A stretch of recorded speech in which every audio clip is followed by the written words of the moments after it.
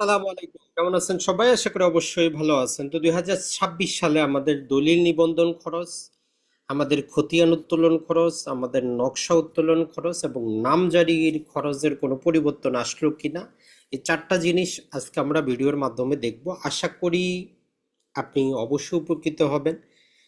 আপনি যে পেশায় থাকেন, যদি দিন শেষে আপনি টাকাটা ইনভেস্ট করতে চান কোনো জায়গার জমি ফ্ল্যাটেই করবেন, আর এটার জন্য এই চারটা জিনিস কিন্তু লাগবেই। তো চলুন আমরা দেখার চেষ্টা করি যে বাংলাদেশে 2026 সালে আমাদের দলিল রেজিস্ট্রেশন নিবন্ধন রিলেটেড তেমন কোনো পরিবর্তন আসলো কিনা।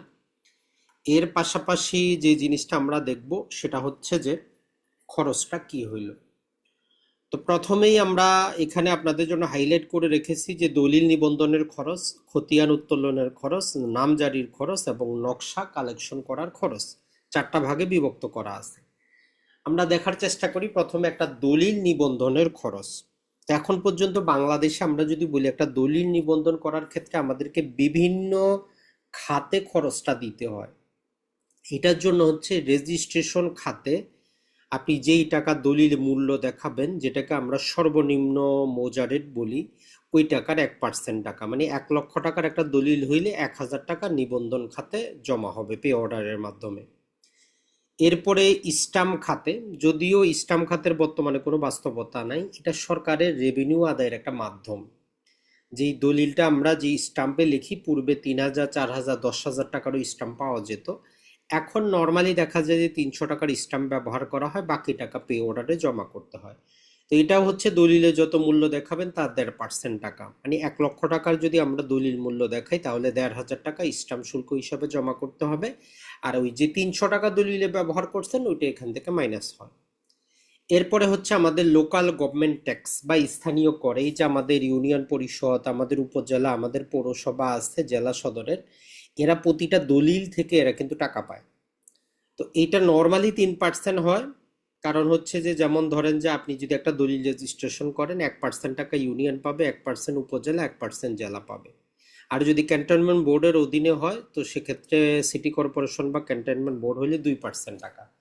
এই যে খরচটা, এই তিনটা খাতের খরচই বলতে পারি যে জমির পারচেজার যিনি আছেন, ক্রেতা যিনি আছেন, প্রকৃতপক্ষে তার খরচ হিসাব করলে 5.5% আসে তার খরচ। মানে 1 লক্ষ টাকার দলিলে আপনি 5,500 টাকা খরচ। আর যদি ক্যান্টনমেন্ট বোর্ডের অধীনে হয় আপনার 4,500 টাকা খরচ। প্রকৃতপক্ষে এটাই হচ্ছে ক্রেতার খরচ, কিন্তু বাস্তবতাটা ভিন্ন। একটা সম্পত্তি বিক্রি করে বিক্রেতা যে লাভ করে সেটার উপর সরকার ট্যাক্স আরোপ করে, ওই ট্যাক্সটা ক্রেতাকেই কিন্তু দিতে হয়। তো প্রথাগতভাবে চলে আসতেছে, যদিও আইন বলে যে এইটাই হচ্ছে আপনার খরচ। আর পাশাপাশি ওই দলিলের 300 টাকার দলিলের সাথে আপনাকে পিছনে আরো কি করতে হয়, ওই যে হলফনামা বলে 3 পাতার মধ্যে এক প্রকারের হলফ করতে হয় আপনাকে, যে জমিটা আপনার মালিক, জমিটা অর্পিত না, খাস না, জমিটা 100% আপনার মালিকানায় আছে, আপনি কারো কাছে বিক্রি বন্ধক করেন নাই, এরকম একটা ঘোষণা দিতে হয়। 300 টাকার মধ্যে এফিডেভিট করতে হয় ওই 300 টাকা। আর এইটা রেজিস্ট্রেশন ফি হিসেবে ফি মানে বিবিধ খাতে নেওয়া হয় 100 টাকা।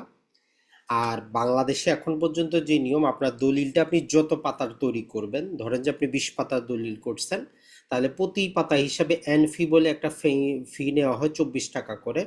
এইটা হচ্ছে যে ওই যে আপনার দলিলটা যে সরকারি বালামে লিখবে, সরকারের বালাম খরচের জন্য। তো নর্মালি যেটা হয় 10 পাতার দলিল হয়, ওই হিসাবে 240 টাকা। আর ফিটা হচ্ছে এই যে আপনার দলিলটা যারা ওই বালামে লিপিবদ্ধ করবে, যাদেরকে আমরা নকল নবিশ বলি, এদের খরচ হচ্ছে 36 টাকা করে প্রতি পাতা। আর আমাদেরকে একটা এলটি নোটিশ তৈরি করতে হয়, ওই এলটি নোটিশে 10 টাকার কোর্ট ফি লাগাইতে হয়। তো এইটা হচ্ছে যে লিগ্যাল খরচ। আমরা এখানে যে কথাটা বললাম এটা হচ্ছে একজন জমির ক্রেতার আইনগতভাবে খরচ। আপনি যদি একটা দলিল রেজিস্ট্রেশন করেন, দলিলটা নিয়ে আসলে একটা একটা করে খরচ আপনি মিলাবেন, 100% মিলে যাবে। এখন আসি ওই একই দলিলে বিক্রেতার প্রকৃতপক্ষে যে খরচটা, সেটা হচ্ছে সোর্স ট্যাক্স বা উৎস কর। বিক্রেতা জমিটা বিক্রি করলে যত টাকা লাভ করলো এটাই সবচেয়ে পরিমাণ বেশি। এইটা এখন কত পার্সেন্ট হবে এককভাবে বলা সম্ভব না।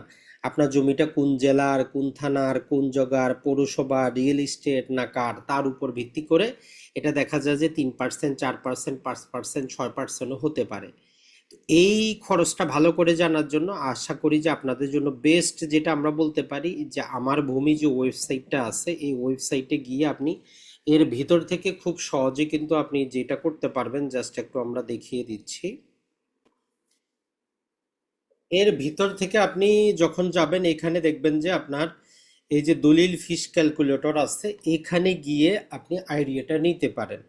এখানে আপনি দলিলের ধরনটা নির্বাচন করবেন, এরপরে কোন বিভাগ, কোন জেলা, কোন থানা, জমির মূল্য কার কাছ থেকে নিচ্ছেন, এই রকম যাবতীয় কিছু যদি আপনি এখানে ইয়া করেন, যেমন সাবকবলা হইলে দলিলটা কোথায় অবস্থিত জমিটা, এখানে আপনাকে একটা ফলাফল দিবে। তো এখান থেকে আপনি ন্যায্য দামটা কিন্তু এখান থেকে জানতে পারতেছেন যে কত টাকা খরচ হচ্ছে।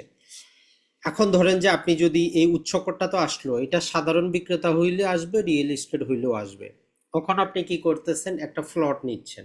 তো ওই খরচের পাশাপাশি রিয়েল এস্টেট হইলে আবার উৎসে আয়কর বলে আরেক প্রকারের খরচ বাড়বে, এখানে ভ্যাট আসবে। তো এই খরচগুলা নির্দিষ্ট না, এগুলা নির্ভর করবে কোন জেলা, কোন থানা, কোন জায়গা থেকে নিচ্ছেন তার উপর। আর যেটা নির্দিষ্ট সেটা হচ্ছে দলিল লেখকের খরচ। আগেই কথাবার্তা বলে নিবেন উনি আপনার দলিলটা লিখে দিতে কত টাকা নিচ্ছে, 2,000, 4,000, 5,000 না 10,000। এটা ছাড়া প্রতিটা সমিতিতেই অঘোষিত অবৈধ একটা চাঁদা আছে, দলিল প্রতি 2,000ও তারা নেয়। আর টাকাগুলো পে অর্ডারের ক্ষেত্রে পে অর্ডার কস্ট আছে কিছু, 30 টাকা, 90 টাকা, 100 টাকা ম্যাক্সিমাম হইতে পারে। তো এইগুলা হচ্ছে যে আমাদের একটা দলিল নিবন্ধনের একটা খরচ। তো আমরা আশা করতে পারি যদি অনলাইন দলিল নিবন্ধন আসে এই খরচটা তারা একীভূত করে জাস্ট প্রতিটা সাব রেজিস্ট্রেশন অফিসে প্রয়োজনে সেখানে বড় স্ক্রিন লাগিয়ে দেওয়া দরকার, যে কোন জমিটার জন্য কত টাকা মূল্য, জাস্ট দলিল মূল্য লিখবে অটোমেটিক চলে আসবে। তো এরকম হইলে ভালো হয়। অথবা সরকার বলতে পারে যে এভারেজে 5%, ক্রেতা দিবে না বিক্রেতা দিবে তারা ডিসাইড করবে। আর বিক্রেতার যে খরচটা, এটা আপনি জমির দরদাম করার সময় নেগোসিয়েশন করে নেবেন যে ভাই আমার যদি 1,00,000 টাকার জমিতে 11,000 নিবন্ধন খরচ আসে, 5,000 থেকে তো আপনারই টাকা। এই বিক্রেতা এগুলা আয়করে জমা করে সেখান থেকে সে রিবিট নিবে, আপনার তো লাভ নাই। তো এই জন্য এটা নেগোসিয়েশন পূর্বেই করে নেবেন। এরপরে আসি 2026 সালে খতিয়ান উত্তোলনে কোনো চান্স আসলো কিনা। তো আমাদের যেই সিএসটা হোক, এসএ হোক, আরএস হোক, এমআর হোক, ডিএস হোক, যেটাই হোক নামজারি হোক, এখন পর্যন্ত অনলাইনে আবেদন করবেন, সাথে সাথে পিডিএফটা নিতে চাইলে 100 টাকা সাথে সাথে পাবেন। ওটা শুধু দেখার জন্য ব্যবহার করতে পারবেন, কোনো সরকারি কাজে ব্যবহার করতে পারবেন না। আর হার্ড কপিটাও 100 টাকা, আর যদি কুরিয়ারে ঘরে বসে নিতে চান 40 টাকা, 140 টাকা। এইটা আপনি অনলাইনে গিয়ে আবেদন করবেন, অনলাইনে হয়ে যাবে, কোথাও যেতে হবে না। নামজারি ফিটা যদি আমরা দেখার চেষ্টা করি, আপনি যখন সম্পত্তি ক্রয় করেন এখন পর্যন্ত অটোমেটিক নামজারিটা হয় না, আপনাকে ম্যানুয়ালি আবেদন করতে হয়। এটার জন্য প্রথমে অনলাইনে আপনাকে একটা আইডি তৈরি করতে হয়, 20 টাকা সেখানে দিয়ে আপনাকে একটা টোকেন নিতে হয়। ওই টোকেনের মধ্যে আপনি ফর্ম পাবেন, সব ফর্মটা আপনার 7 দিনের মধ্যে ফিল আপ করে 50 টাকা দিয়ে জমা করতে হয়, টোটাল 70 টাকা।